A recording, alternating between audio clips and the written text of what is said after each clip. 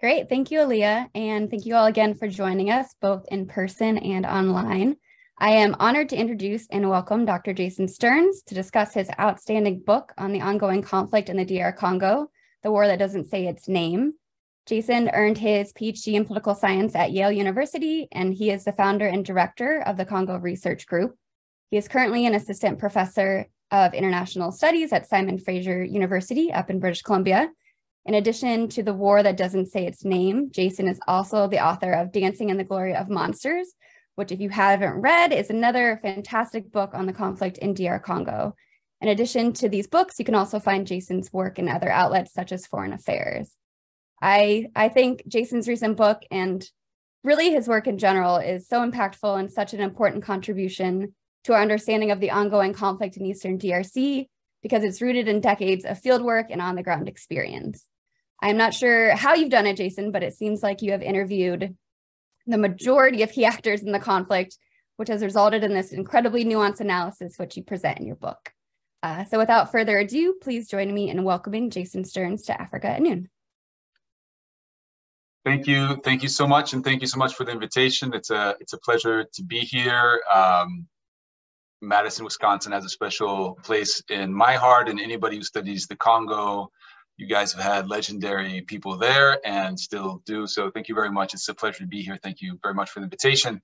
What I'm going to do is I'm going to give what I hope is going to be a brief presentation about the main themes in my book, along with a few anecdotes, and leave plenty of time at the end.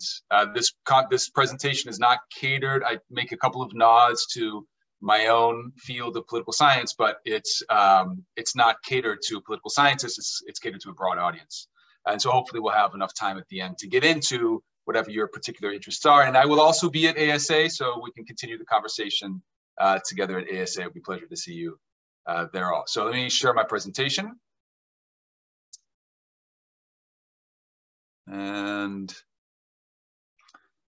there we go. So you guys, can everybody see me and hear me okay?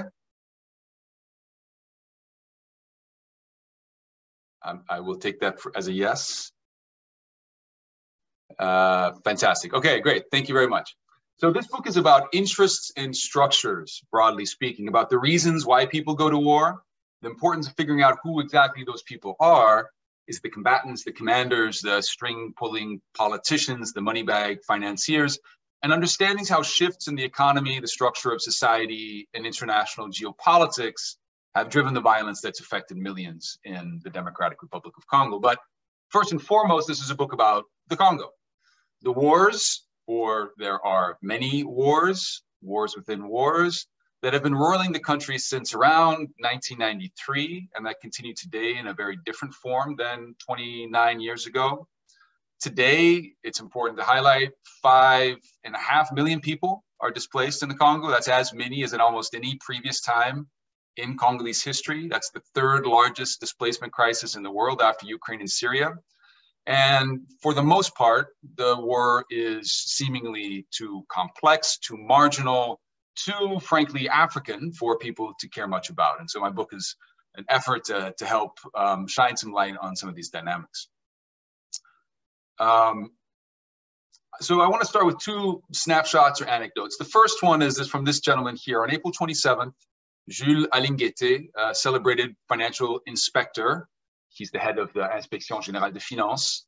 And the public face of the Congolese government's anti-corruption drive stepped up to a podium in Houston. He was wearing, as you can see, his trademark uniform, a thick cloth jacket done up to the neck with gold buttons. He was addressing a small conference room of potential investors to convince them to come and invest in the Congo. What he said, recorded for thousands to see afterwards on social media, shocked many Congolese. He said, and I quote, "Be assured we do not have war in the Congo. We see war on television. We are in Kinshasa, Mbandaka, Lubumbashi, the big cities where we have never seen war. And so it is a situation more than 2,000 kilometers from our institutions." The second snapshot is this one, the pageantry and fanfare of heads of state arriving to the Commonwealth Heads of Government meeting called CHOGM in Kigali, Rwanda on June 20th this year as well.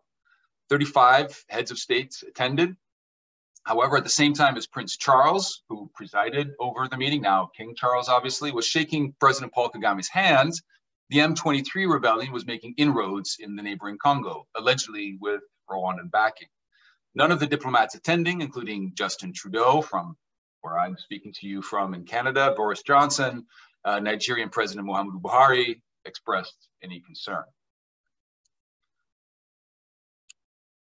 And so in my book, The War That Doesn't Say Its Name, I try to understand why armed conflict has persisted in the Congo despite numerous peace deals, billions in international aid, a national army of 130,000 pitted against ragtag rebel groups, and one of the largest UN peacekeeping operations in the world. And these snapshots that I just presented to you from Houston and Kigali offer pieces of an answer. Over the past 29 years of fighting, while many have suffered from the conflict, a slim class of commanders and politicians has emerged for whom the conflict has become a source of survival and profit. Meanwhile, and I'm going to put up on the screen as I go through what is essentially a summary of my argument, I'm going to put up some of these points here. Meanwhile, Jules Alingete, the financial inspector, encapsulates the view of many Congolese elites. The war is distant, does not threaten their political survival.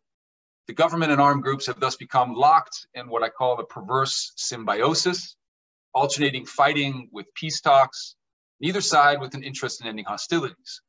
Conflict, as well as perhaps peacemaking itself, has become an end in itself, the fighting carried forward by its own momentum. Meanwhile, foreign donors and diplomats have provided food and urgent healthcare for millions in need, preventing the Congolese state from collapsing, but have been unable to bring about transformational change. Congolese have developed their own, often witty ways to express this sordid equilibrium.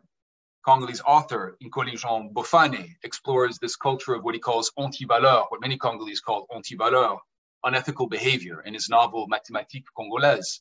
Here, the protagonist, the mathematical savant, puts his creativity to use for a powerful government minister, only to discover that his boss was staging false flag protests in order to manipulate public opinion. Not, unfortunately, a very far-fetched scenario in Congolese politics. The eccentric Congolese pop star that we were just listening to in the lead up, I'm very happy that you played that song to the presentation, Koffi Olomide puts it differently, alluding to the propensity of Congolese to turn adversity into a source of profit, even pleasure. And he said, or he's saying, Oyo is a systemia lifelo, moto ezopela kasi tozuzikate, which in English means, we live in a system of hell. Everywhere the fire is raging, and yet somehow we don't get burned. So what is this system ya lifelo, the system of hell? How has it come about? That is the motivation for this book. And so I'm going to give a very quick overview of the Congo Wars, so we have a common basis of understanding that we can speak from. In 1996, a coalition of regional countries, in particular Rwanda, Uganda, and Angola, invaded the country in support of a Congolese rebellion. The goal was to overthrow Mobutu Sese Seko, who had led the country for 32 years and had allowed it to become the rear base of armed groups from all of these countries. You can see a list on the screen of the various different rebel groups that existed in Zaire in 1996. That coalition installed this handsome gentleman here, Laurent Désiré Kabila, a mercurial and veteran rebel, as president in May of 1997. Kabila, however, fell out with the Rwandans and Ugandans who had brought him to power, worried about their overbearing influence within his new government. That then sparked a new war, which began in August of 1998 and split the country into 4 major parts. These wars had names. There was the First War, the War of the AFDL, the rebel coalition that overthrew Mobutu, and then there was this, the Second War, the War of the RCD, the Rwandan-backed rebellion that kicked fighting off in 1998. In 2002, a peace deal was signed, the Accord Global et Inclusif, that reunited the country after 5 years of brutal war and forged a transitional government. A new constitution was signed, enshrining the rights of citizens as never before, creating democratic institutions and decentralizing power to the provinces, inaugurating the Congo's Third Republic. These changes had real impacts on the lives of Congolese. As you can see here in this graph of internal displacement, these are IDPs in the Congo. By 2006, you can see that dip there, the number of internally displaced people in the Congo had declined to 1.2 million, a third of what had just been 3 years earlier. And that's the impact of the peace process. The peace process whatever's happened today initially had a very beneficial impact for the Congolese population. 130,000 soldiers, including 30,000 children, were demobilized during this process. However, as you can see, by 2006, these trends were being reversed. The main challenge to the nascent stability came from malcontents of the peace deal. This gentleman here on the screen in particular. Part of the former Congolese Rally for Democracy, the RCD, started rebelling, and then came a series of counter-rebellions by the Mai Mai local militia. Armed groups proliferated, in part because of the failure of army reform, spawning a wave of defection of army officers who fomented rebellion, in part due to poverty and local contestations over identity and land in the Eastern Highlands. So what you can see here is the resulting polka dots of armed groups that proliferated in the Eastern Congo, and today you have around 120 plus armed groups from Ituri in the north to Katanga, or to the Tanganyika province in the south.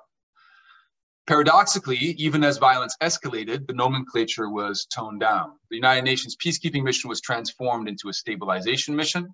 As armed groups mushroomed, there was no peace process to engage them, no real demobilization program, and only a few local reconciliation initiatives. This, as Congolese sometimes call it, is the war that does not say its name, la guerre qui ne dit pas son nom. So that was a quick fire overview of the Congo wars. Obviously, there's developments on the ground as we speak. This rebellion that I showed you here earlier, the M23 rebellion, is once again rearing its head. And so stuff is happening right now. I'm very happy to speak to that in question and answer period. But right now, I wanted to get to the underlying dynamics, my theory for understanding this persistence, this dogged persistence, this tragic persistence of war. And I argue that you really need to, in order to understand that, you need to grapple with the interests and the structures of the main actors involved, the Congolese and the Rwandan governments, as well as their foreign partners. And so I'll spend the last part of the talk talking about their interests and what they're doing in this conflict. Now, let's get to Rwanda first. Rwanda plays a key role in the current escalation going on in the Eastern Congo. And it was also the first mover starting in 2003, provoking a crisis in 2003. This was just as the transitional government, the peace process was getting started. And the Rwandan government provoked a crisis even before that process had really gotten underway, and then began backing major armed groups in the Eastern Congo. And that backing has lasted, as I just said, until today. But what are their interests? This study of interests gets to the heart of my book, as too often, I argue, analysts and policymakers have assumed and not scrutinized the interests of the main belligerents involved. I try to debunk two theories, that of ethnic solidarity and economic profiteering. Yes, Rwanda has definitely made a fortune off smuggling and racketeering in the Eastern Congo. The data is easily available, and I go over that data in my book. But neither the CNDP nor the M23, its two main allies in the Eastern Congo, really helped with that racketeering. In fact, Rwanda's export of Congolese minerals skyrocketed in the years since it withdrew from the Eastern Congo following the M23's initial defeat in 2013, and before the M23's resurgence last year. In fact, Rwanda's profits skyrocketed during that period.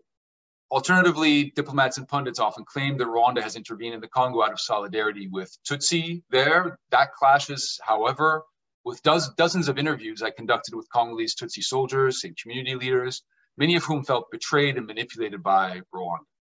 So this leaves us with security, a key issue, I think, but a complex one.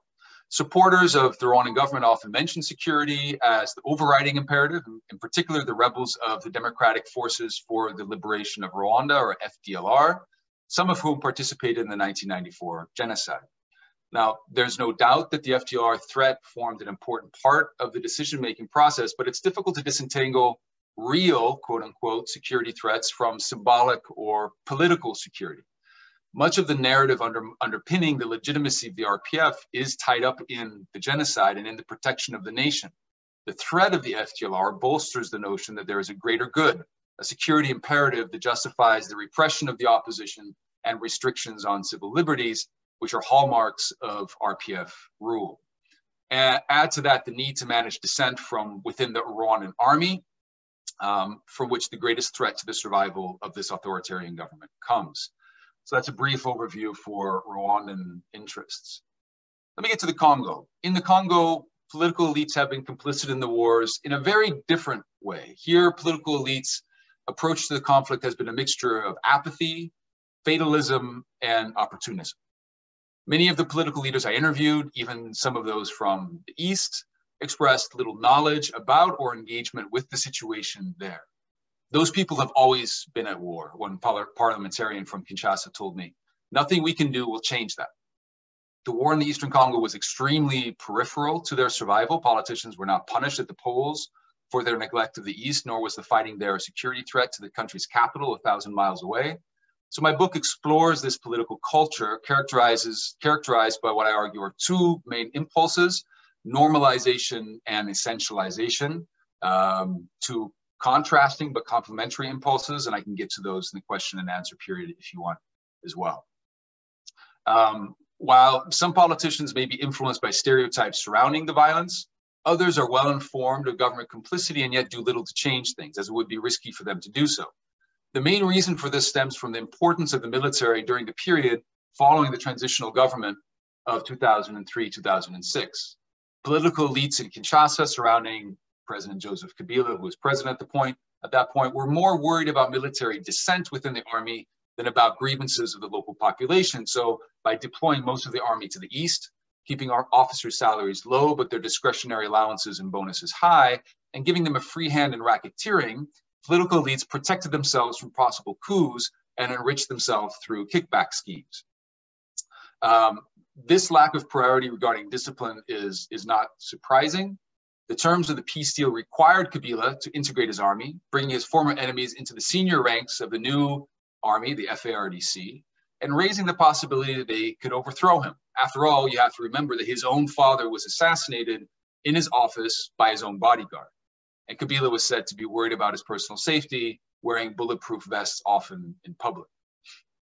And so this system of fragmentation and clientelism has become self-reinforcing. I argue that it continues under the current president that you see here, Felix Tshisekedi, and is now baked into the organization of the state, rendering it invested in the persistence of conflict. It can, for example, be observed in how members of the security services are compensated.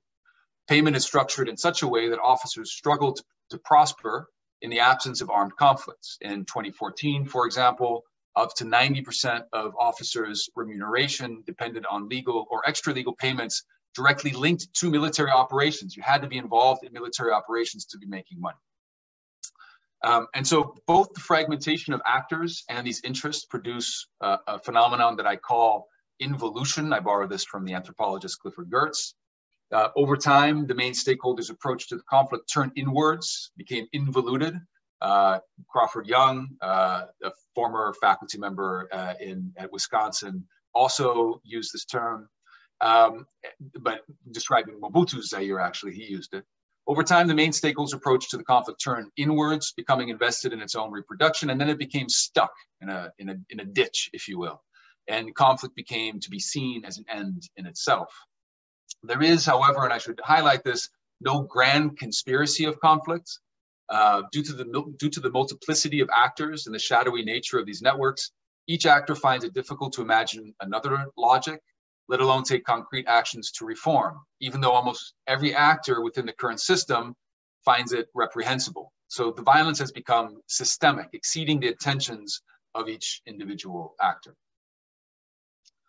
I should say that international actors are part of this process. After all, they brokered and funded much of the peace process. And they have dramatically shaped the economy and politics of the Congolese state over the past 20 years. And I find two main faults in the approach of foreign intervention. Donors and peacemakers focused firstly on technocratic reforms rather than addressing the inequalities built into the structure of the Congolese state. And they ignored parallel developments in the private sector that dramatically entrenched the political elites in charge of the state and also enriched international companies and corporations. Now, I should say that many of the donors, I'm not trying to create a straw man here, many of the donors working on the Congo have a deep appreciation, actually, of how Congo works. Of the 37 donors and diplomats I interviewed in my research, most of them articulated a frustration with the Congolese state and understood that the main interests of this state were not aligned with the imperatives of efficiency, transparency, and accountability, which they said were their priorities. And yet, all too often, donor policy ended up shoring up that same Congolese state and those same elites, providing enough resources to prevent it from collapsing, but unable to bring about substantial reforms. Too big to fail is something that you would often hear donors saying. In part, this is due to internal dysfunctions within donor bureaucracy that I was able to observe. One donor said to me, and I quote, "We understand that the state does not want to truly reform. We built new accounting systems for them, but that just means they steal money from elsewhere. However, our capital tells us," this is a quote again, "that we need to support this Congolese state because the Congo is important for us." And so they continue investing even though they see the results coming out are not what they expected or hoped for. These bureaucratic incentives often create a way of framing the problems facing the Congo in abstract technocratic terms that strips away politics. In general, a large part of donor policy interpreted state weakness and conflict as a dysfunction that needed to be fixed instead of an architecture set up to serve the interests of political elites. The second main flaw in how donors approached the conflict was evident in how the economy was managed. The rapid liberalization of the Congolese economy during the same peace period, just as these new fledgling institutions were being set up, brought about dramatic growth, but also compromised the peace process and helped entrench conflict dynamics related to this predatory state. Donors and diplomats were complicit in this as they implemented policies based on preconceived templates of peace building and refrained from enforcing stricter regulatory guidelines and conditionalities.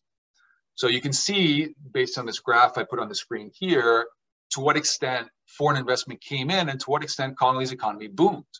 At the beginning of transition in 2003, the Congolese economy was tiny, around 9 billion in terms of GDP, and state revenues were only 730 million for what was then a country of 51 million. Today, the country is about twice as big.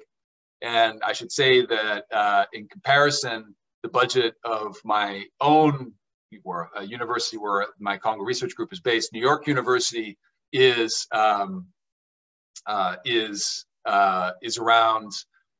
$9 billion, depending if you take the medical school into account as well. So the budget of New York University actually far outstrips the budget of the Congo itself today. Now, the Congolese economy, as you can see, grew dramatically, and this was largely through the privatization of many of the country's most valuable mining concessions. This privatization was backed and encouraged by donors who believed that private investment would not undermine the peace process, but actually bolster it. That is a central tenet of liberal peace building, which assumes that a right-based democracy and a market-oriented economy are the best foundations for sustained and equitable peace. When the World Bank helped draft the 2002 mining law, for example, and financed the reform of state-run companies, and foreign businesses encouraged private business development, they chose not to scrutinize too closely the close connection between politics and business. Some of the investments in mining were extremely questionable, made far beneath market prices by shadowy offshore companies. Estimates for losses of just a few of these deals range between 1.3 and 5.5 billion dollars. That's just for a few of those deals. And I think estimates for the actual loss in this underpricing are probably many times that. One of the key players in these initial deals, you can see here on your screen, shaking hands with Joseph Kabila. It's the Israeli businessman Dan Gertler. He was reportedly worth around $1.2 billion based on the wealth amassed almost solely in the Congo. While less mediatized, another phenomenon was transfer pricing and tax evasion by often reputable multinational mining corporations was probably of a similar magnitude. Since the Congolese government's main tax for mining companies on profits, many of these companies declare losses for their local subsidiaries while transferring the profits to a more lenient tax jurisdiction, Panama, British Virgin Islands, Cayman Islands. For example, a study of Glencore, the largest mining company in Congo and in the world, found that its Congolese subsidiary, Kamoto Copper Company, declared losses of hundreds of millions of dollars between 2009 and 2013. So they paid no taxes in the Congo because at least they said they were undergoing losses. But during the same period, Glencore's Canadian subsidiary, Katanga Mining Company, ran a net profit of over $400 million. And just that period for that one company resulted in $150 million of tax losses to the Congolese state coffers. In the long run, the involvement of international business people and diplomats did not resemble a centrally controlled conspiracy to fuel war in the Congo. This is a theory one often hears in the Congo. Instead, donors and diplomats acted uncritically in accordance with the belief that privatization and foreign investment would bring greater prosperity and stability in the Congo. Once the floodgates of private investment were open, international capital then moved with little control by political elites in individual countries. This ended up creating few jobs for Congolese and leaving few profits in the country. I'd like to end with a brief nod to my political science colleagues in the audience, if there are any in the audience. Part of this book is an engagement with broader academic debates. My explanation places much greater emphasis on government elites in the Congo and Rwanda than on local actors, in contrast with the local turn adopted by some conflict scholars. It also focuses more on the actors, their interests, and their interactions than on material variables, in contrast with literature by conflict scholars that has aimed to detect laws of causation through large data sets with high degrees of abstraction. That's an approach that dominates the field, at least my field of political science, and its approach to conflict. The story here is told here is not primarily one of natural resources, a corrupt government, an impoverished population, and difficult topography. After all, those features are commonplace across the Congo and in many other places in the world, while conflict is not commonplace either in the Congo. It's actually confined to a very small part of the country, or elsewhere in the world in countries that have very similar characteristics. My story here is one about the protagonists who animate and interpret these factors and trying to understand what their interests, what their objectives, what their societies are. A final word before we can open up to question and answer about policy. There were inflection points, I think many inflection points in this story during which donors and governments could have intervened to bring about an end to the conflict. Today, however, simple solutions are harder to come by. The conflict has transformed trade networks, social hierarchies, mentalities, political structures. There's no one strand of this cat's cradle that can be tugged to collapse it. The challenges facing the Congolese are therefore generational. At the local level, they will have to contend with the demobilization of hundreds of armed groups and the psychological and social scars of decades of war. At the national level, they will have to battle a political elite that has become less accountable and more corrupt as massive investment has flowed into the country. Meanwhile, on the international scene, they'll have to contend with a relatively apathetic African community of states and a Western donor community that has done little to constrain international capital and often fails to live up to its high-minded human rights rhetoric.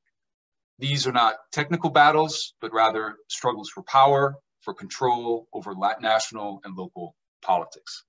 So I'll stop there. Thank you very much for your time, and I look forward to your questions.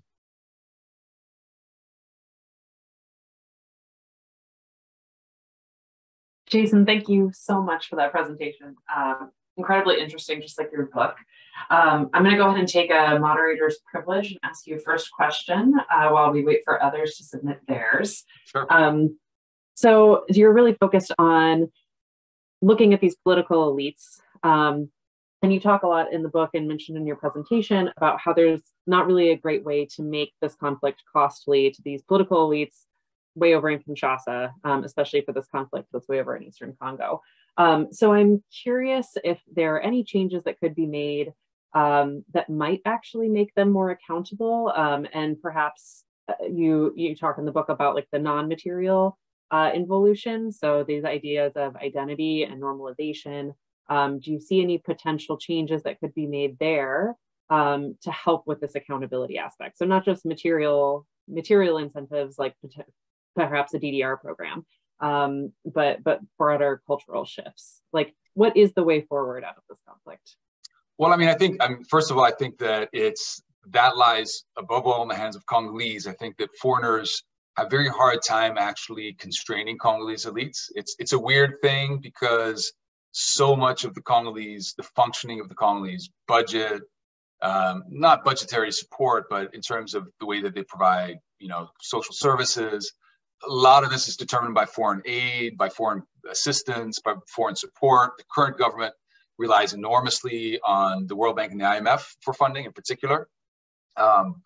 So it's paradoxical that despite their dependency on these foreign donors, one of the litanies you'll often hear if you go to an embassy in Kinshasa is people will wring their hands and say, we have no leverage, we have no leverage, we have no leverage. And so obviously they could try, it's a very blunt instrument, this foreign aid, and they've had a really hard time trying to shape the dynamics that you're mentioning. So we can talk about the aid, but primarily I think that the answer to that question is really in having the Congolese or allowing the Congolese population to hold its own leaders accountable. And there's definitely signs of that there, of changing dynamics. I'll just give you a couple examples. Anti-incumbency votes are extremely high in Congolese parliament. And so parliamentarians get voted out of office. I mean, we've now had 2006, 2011, and 2018. We've had three major rounds of national elections since democratization. And anti-incumbency has been high in all of those, especially 2011 and 2018 in parliamentary elections. Now, unfortunately, it hasn't really percolated into a change of behavior. So new people come in and they adopt very similar behaviors to the people who were there before. In part, that's because of dysfunctions of public space, the way political parties are run, the electoral system. That's an extremely fragmented electoral system. There's over 600 political parties in the Congo. It's almost too much democracy, if you will, or a particular kind of democracy. And I would argue, and other Congolese political scientists have argued that it would probably be a good idea to change that electoral system. It's a very fragmented PR system, proportional representation system, that creates this really, really fragmented political system. There's an enormous amount of anti-incumbency. Democracy is working to a certain extent, right? I can talk about how it's not working. But I think there is where you see really the green shoots of accountability coming up from down below. You have movements such as, the political parties, unfortunately, do not provide very often nuanced policy platforms. The policy debate, I think, is fairly narrow and fairly shallow. They all come in saying we're going to get rid of corruption, and then once they come in, like Tshisekedi, they reproduce many of the same habits as previous governments did. But some of the social movements are extremely brave and I think quite visionary. So Lucha, which is a new social movement created in 2012 by youths, it's small, but it's extremely influential domestically as well, is talking more explicitly about a new way of doing things. So it's a cultural intervention, as you were referring to, right? How can we change political culture and not just politics? And so Lucha very explicitly, intentionally is trying to focus on this issue. The Catholic Church, which is, probably without doubt the largest societal actor, they run a third of all schools and health centers in the country, roughly speaking. It's the largest religion in the country. They got very involved in the 2018 elections. You have some visionary leaders, some of whom are inspired by liberation theology in Latin America and elsewhere, who are also trying to make these cultural interventions as well, which is interesting to see. So those are the areas, I think, of some hope, but it comes from enormous resistance and pushback from this political elite, obviously, that is profited quite a bit from the situation. So I think that, that's the mixed bag that I would point to in terms of where I see potential, but also where the pushback lies. Great, thanks. It looks like we have a question from Lisa Naughton. She's asking, what are your thoughts on the potential impact, if any, of the DRC elections about a year from now? Will it be business as usual, or will we see a surge in violence? So that's a great great link to the previous question, in the sense that allows me to talk a little bit about what happened in 2018. I mean, Emily asked, what are potential, how can we support from the outside as well, I think, in, bolstering these progressive, positive dynamics in Congolese society.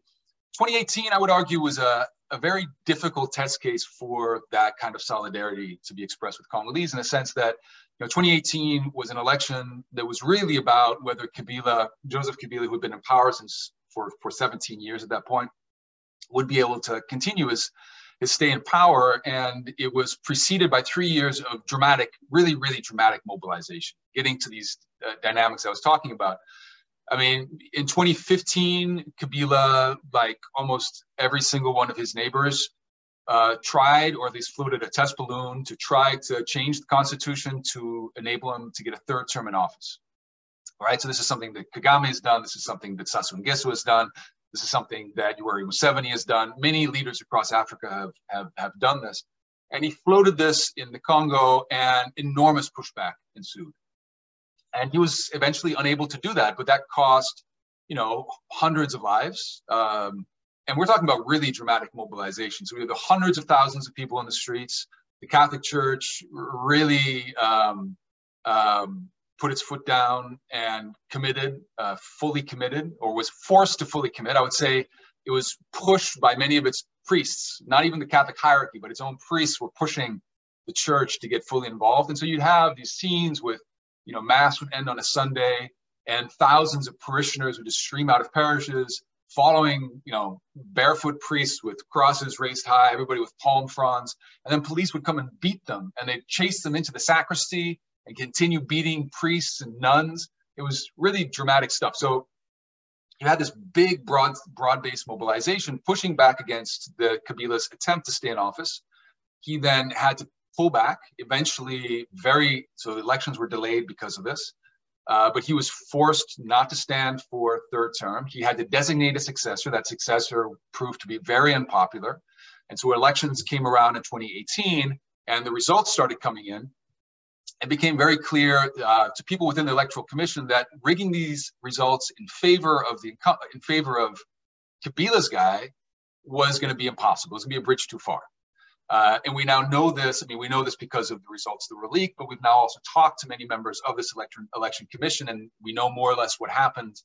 And so basically they made a decision that, look, we can't, this is beyond the pale.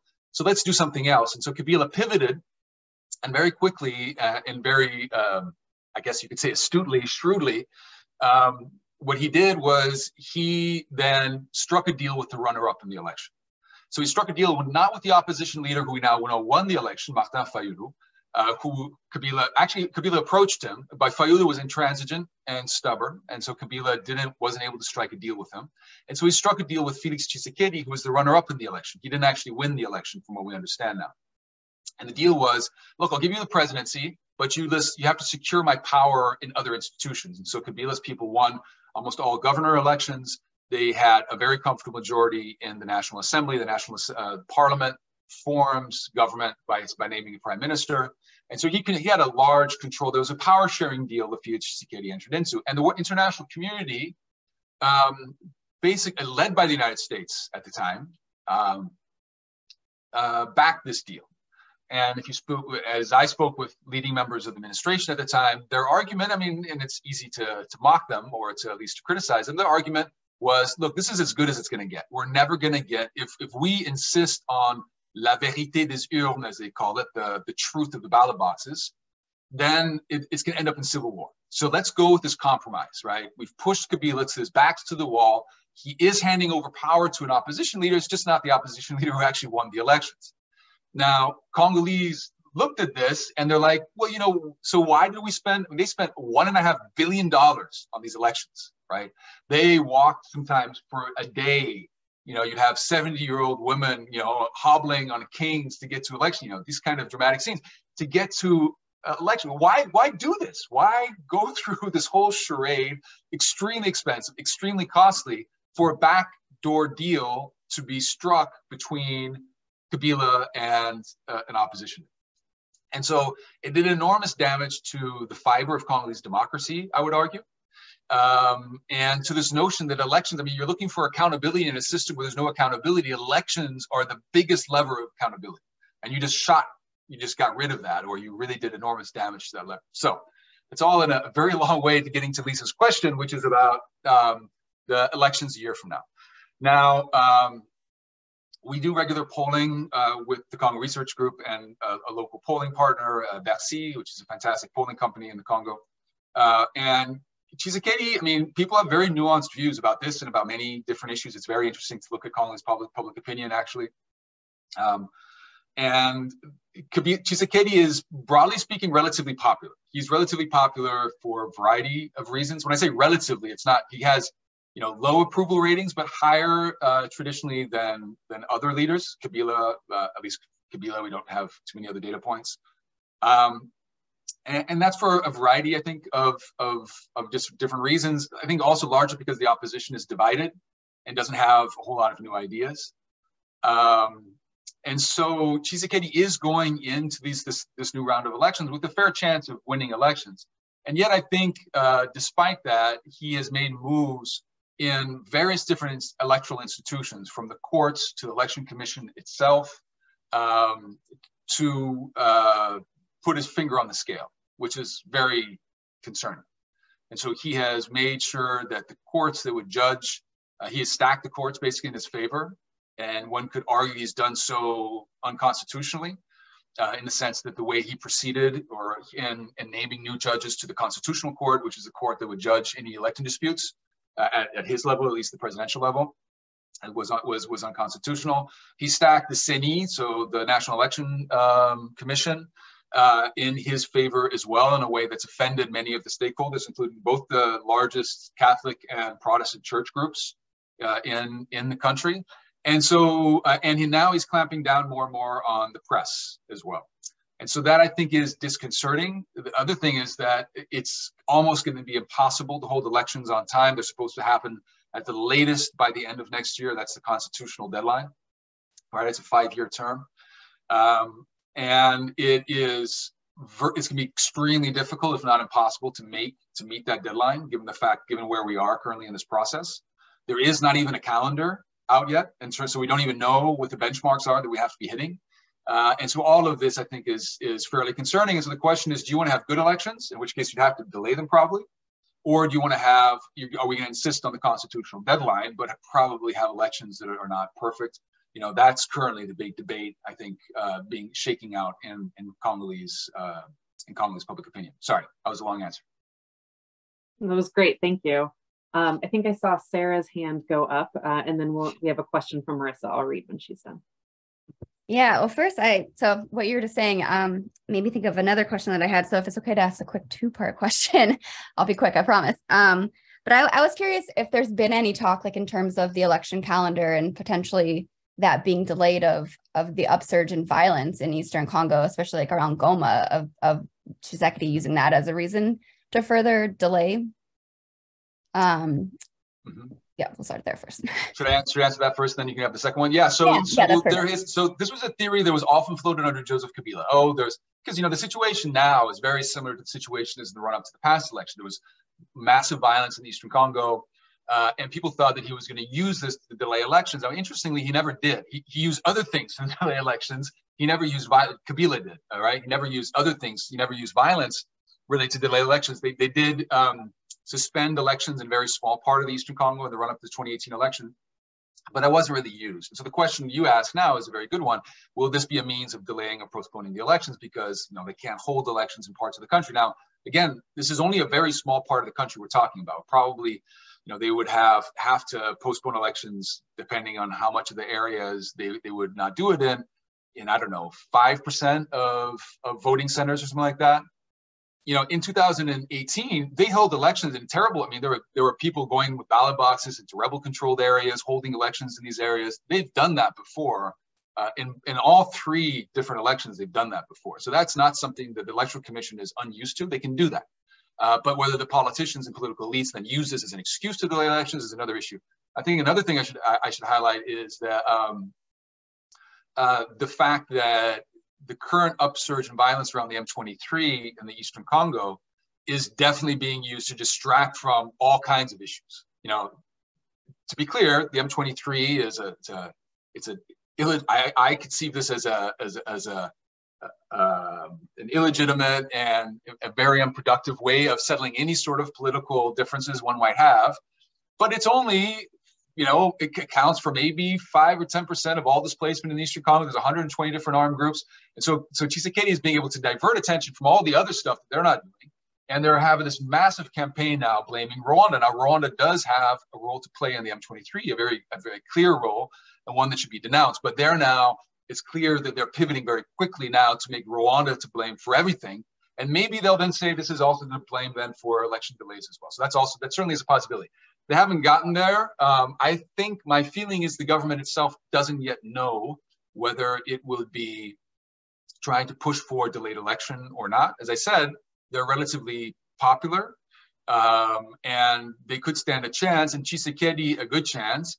And Tshisekedi, it would be awkward for him to do that since in the run-up to the 2018 election, I mean, he really went to the mat against Kabila on this issue of delaying elections. And so he would then be, doubtlessly, you can imagine the memes on social media of, 2018 versus 2023, how people would highlight this hypocrisy of speaking out against Kabila when he delayed elections, but then he himself delaying elections when he could have held them on time. Yeah, that's very true. I didn't think about it like that. I was also curious because you touched briefly upon like the UN and how much money has been spent on MONUSCO, the peacekeeping mission. I was curious like what your thoughts are on the role of UN kind of like moving forward, especially now with all of the anti-UN protests that have also been popping up in Eastern Congo. Will that like make a difference in terms of like the role the UN will play? Do you see Tshisekedi trying to push the UN out, or is that not in the advantage of his political party? Well, the UN has always been a very convenient scapegoat. Back to Kabila, it was the same thing. So they always, Kabila and Tshisekedi has sort of fallen into a similar sort of thing, where they'll mobilize opinion against MONUSCO, against the UN peacekeeping mission, highlight how they're doing nothing. A big thing by both governments. Again, it's really astounding to see to what extent they're singing from a very similar song sheet. Has been this issue of we're sanctioned and we can't buy the weapons that we need to fight our war because we're sanctioned by the United Nations. This is actually not true. They're under a notification regime where governments that sell weapons to the Congo have to notify the UN. They never do it. They sell them and they never do it. There's no sanction for that. But this has been framed by the Congolese government as we're under sanctions, so we can't fight. We're fighting with one arm behind the back because of this issue. And so both Tshisekedi's government and Kabila's government were saying the same thing in that regard. And they continue to say a similar thing in that regard. So I think that the UN is a very convenient foil and a scapegoat. I should say, the UN is not playing a very constructive or productive role, in part because they're being hemmed in and constrained by the Congolese government, but in part just because I think they've adopted a strategy that the only way that they can make a difference is by being on the good side of the Congolese government, which makes them always subservient to and catering to the needs of the Congolese government, when really at some point you need to step up and speak out against the actions of the Congolese government. That's one of the major belligerents, and often a very unconstructive belligerent. You speak of budget. We just found out that the Congolese finance minister just gave a presentation last week where there was some criticism. There was videos going around on social media featuring Congolese soldiers saying, oh, we don't have the weapons to fight this war. The government's not giving us the weapons and the money. We don't have rations. And so the finance minister gave a press conference where he said, we spent $100 million in October alone on the army. This is, for the Congo does not have a large budget, right? $100 million just in October alone. So that would be over $1 billion if that was a period of year just on funding the army, right? And so where the hell is this money going? At some point, the UN needs to be in a position of, a key part of this problem is the Congolese government is obviously, its army is obviously a mess. Tshisekedi himself, one of my slides says, Mboka Kufa, which is something that he said publicly with regards to the army. Mboka Kufa in Lingala means our state is dead, or our state died a long time ago. And Mboka Kufa Kala, he said, it's died a long time ago. And so, so the UN is, I guess all of this is to say is the UN has a huge budget. It spends $1 billion plus a year. It has a large peacekeeping mission. They're on the ground, and yet they're very marginal. They're marginal militarily, they're marginally politically. The main actors with regards to the conflict are the Congolese government, and now the East African community. And the UN and the East African community is playing a very large role since the mediation of the peace of the M23 crisis. And I think also politically, they're going to play an increasing role as well. And that could be a positive thing. I don't think that's necessarily a negative thing, but that then begs the question, well, we have this extremely well-funded UN peacekeeping mission. What the hell are they doing? And how could they be repurposed to play a more constructive role?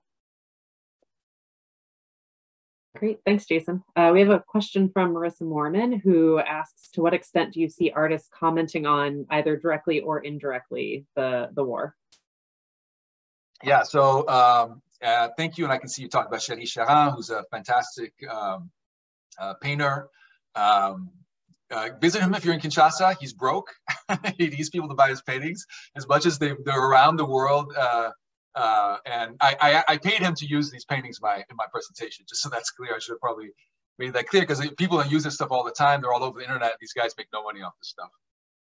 Olomide Kofi is I think not in such a bad position, because he makes money off concerts still, even though he's got a lot of court cases in various countries against him.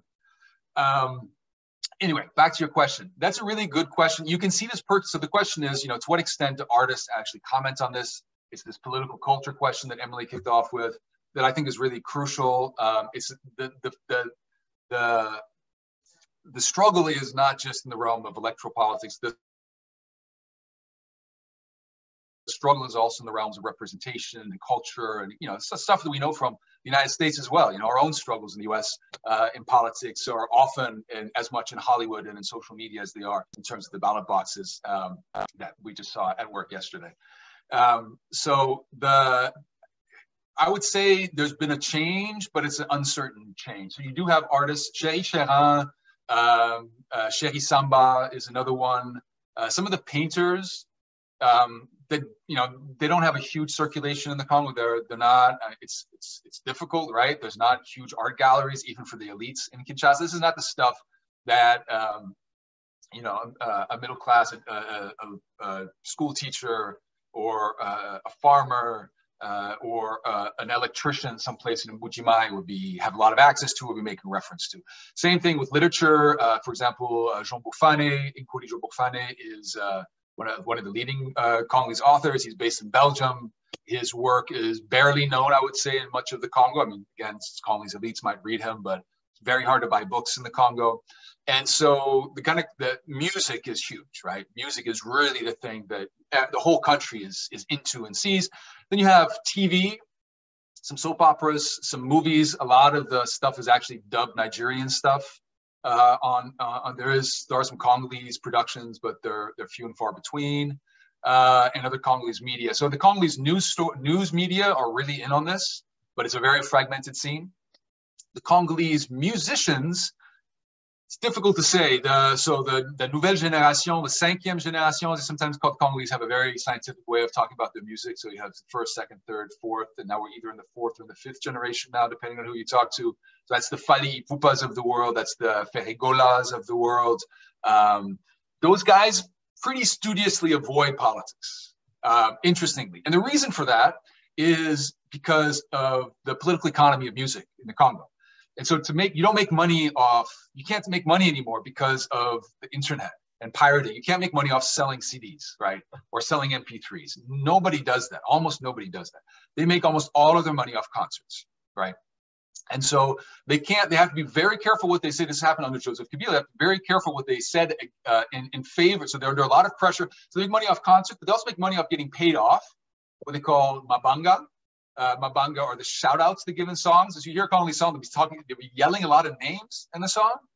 And that's because they get paid to sell. You too, for enough money, could feature in Fali Ipupa song. And it's not that much money. I mean, you'd be amazed. These guys are not making tons of money. And then they get shout outs in concerts, and they get shout outs here and there. They do private concerts and this kind of stuff. And so they're trying to be in good graces, the political elites, right? A lot of these people who pay them money for these private concerts and for these mabanga, they are members of government or linked to the government. But if they then cozy up too closely with the government, then they have a hard time playing in concerts outside of the Congo because the Bana Congo or various other what are considered to be radical Congolese groups in the diaspora will then protest at their concerts. This happened under Joseph Kabila. Tshisekedi's a bit of a different story. It hasn't really happened yet, but one can imagine a situation like this as well. And so Fali and Ferre, just their reaction, because Kabila actually, Kofi and others campaigned for Kabila. Kofi, at some point, then he flipped on Kabila and he sang a song about don't change the constitution. But before that, there was a song called Kofi Chante Kabila. it wasn't very subtle, where he was just basically going all in for Joseph Kabila. And Jiben Piana, Papa Wemba, all these guys, same thing. And so those guys were boycotted in their concerts, and the police had to break up riots at their concerts in Paris, and that's kicking them where it hurts, in a sense. That's affecting their income and their revenues. And so I think that's one of the reasons that Fally and Ferré, who were the big members of this new generation, have kind of avoided politics because of the funding streams. There's been pressure on them to get more involved in politics, but it hasn't worked very well. So I think these are some of the battles that are taking place. You do have a new generation. There are some great, I would say, more fringe groups. One of them called Musique Populaire pour la Révolution. Anybody into hip hop, there's a fantastic Congolese hip hop group called MPR, which is a riff off Mobutu's political party. They sing very political songs, very political hip hop. They have some great videos online, check them out. So there are some newcomers. Lexus Legal, who's a rapper, who's now a member of an opposition party.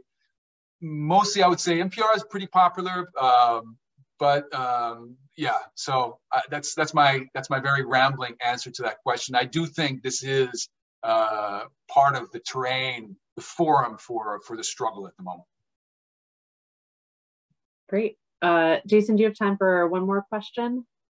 Yeah, sure, no problem. All right. Aaliyah just sent a question. So she asks, she was talking about Crawford Young's papers. Hopefully you can see this in the chat. It's just a note. Sorry, a comment from Aaliyah. Sarah did have a question though, so I'll go ahead and turn it over to Sarah. Yeah, I did have a final question. This is something that I've always wondered about, because I've worked a lot in North Kivu up near Walikale, and in that area it's pretty stable. I've never had any problem with conflicts. There are rebel groups around, but they don't really cause any problems for like the population, it seems like. So I'm curious of your thoughts of like, why are there these pockets? Like, is there an explanation that comes to mind of why there are these pockets of peace, and why certain rebel groups decide to kind of stay off on the side and not really cause issues? Like, have you done research on this? Have there been other folks that have done research on it? Because I've always found it kind of intriguing. Which part of Walikale is this? Is this towards Lubutu, or is this towards? Yeah, towards Lubutu, kind of like halfway between Walikale and Lubutu. Right. Well, parts of Walikale are actually right now also quite conflictual. The people who have done a lot of research on like local forms of governance, including rebel governance in that area, are people around University of Ghent. So Koen Vlassenroot and Christoph Vogel, Security Livelihoods consortium that they've been managing out of the University of Ghent recently. They put out a bunch of papers, including on Walikale, I think. So, my inclination is to think that, there are areas where a combination of the nature of the armed groups, the fact that most of these armed groups recruit locally, are from local communities.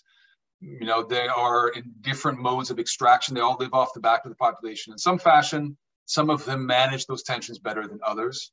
And so I think it depends on the kind of armed group you're looking at here, and how they're dealing, and what the relationships are with the community, and that evolves organically.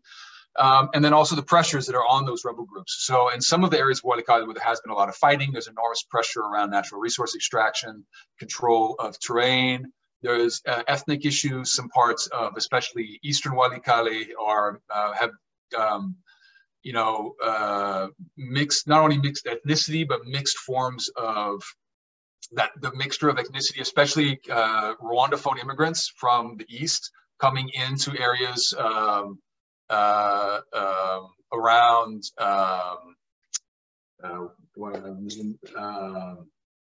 not slipping my mind, but if you look at going out towards Masisi, so on the Masisi Road, Ntoto, so around Ntoto going into Masisi, that's a mixed ethnic area, but in terms of the customary rule belongs to one ethnicity, and the majority of the population belongs to another ethnicity. So, armed groups that get really entangled in these conflicts over local power, and that I think produces enormous amount. So when you don't have those, and in Western Walikale, you have much less population pressure.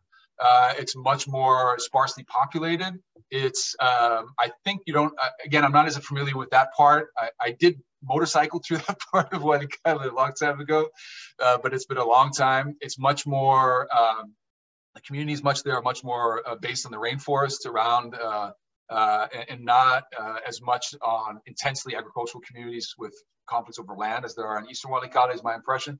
So those are things that I would look at, but I don't have in-depth knowledge of that particular area of Walikale. You're right that you do have parts of the Kivus where there are armed groups present, but there's not a lot of conflict. If you look at the Kivu Security Tracker, which is where we compile a lot of this data, you can see that there are large areas with many armed groups, but not a lot of killings. Most of the killings, most of the abuses are focused in very particular areas, very particular bands in the Kivus. M23, ADF around Beni, High Plateau in South Kivu.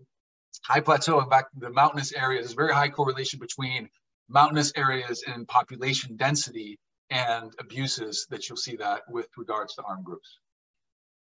Yeah, that makes a lot of sense. It's interesting too, because, sorry, I know that we're over time, but like I've heard folks up there, my Congolese friends, say that it's because one of the reasons they think is because the UN mission is no longer there. And so people do have to rely on kind of these like local governance strategies for security. But I think like these other like lower population density and all that also makes a lot of sense. Maybe. I mean, the UN was never really that present in Western. I mean, they had a base in Walikale Center. I don't think they were much further beyond Walikale Center. So I'm not sure how much that would explain the broader. But yeah, interesting. I don't know a lot, to be honest, about it. So you probably know much more about that particular area. Yeah, sorry, I'm rambling and you want to close out, so that's fine. Not at all. We asked you questions, so thank you so much especially for going over time. I do want to recognize that we traditionally end at 1, but I hope everyone will join me in thanking Jason for his fantastic presentation. Strongly recommend going out and getting one or both of his books. They're great reads. I also want to thank Sarah, who co-hosted today, as well as Lisa Naughton, African Studies, for hosting the talk, and everyone who attended. Thank you very much, everybody. It was a pleasure.